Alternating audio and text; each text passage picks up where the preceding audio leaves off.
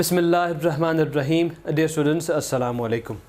आज sub section जो हम डिस्कस करने जा रहे हैं डेट इज़ डीसी मोटर, और हमारे पास इलेक्ट्रोमैग्नेटिक इंडक्शन के जो प्रोसेस है उसमें हम डिस्कस करते हैं डीसी मशीन्स, और मशीन्स में आगे फर्दर आपके पास जनरेटर है और मोटर है। दोनों का जो फिनोमेना है उसमें बहुत ही स्मॉल डिफरेंस है, कंस्ट्रक्शन भी नियरली वो सेम है, बट डिफरेंस कहाँ पे आता है? डिफरेंस ये आता है कि आपकी इनपुट क्वांटिटीज़ क्या हैं और आपकी आउटपुट क्वांटिटीज़ क्या हैं।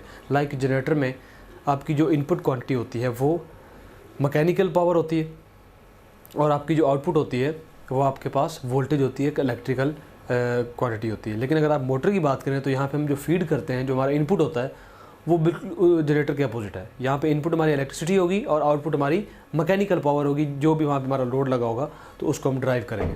तो आज की जो हमारी डिस्कशन है वो स्पेसिफिकली डीसी मोटर्स की डिस्कशन है। तो डिस्कशन को कैरी करते हैं DC motor.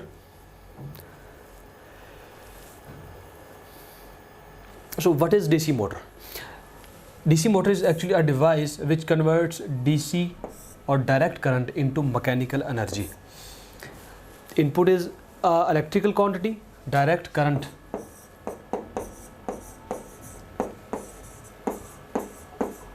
and this electrical quantity is being converted into mechanical energy, and the device that transform this quantity is known as DC motor.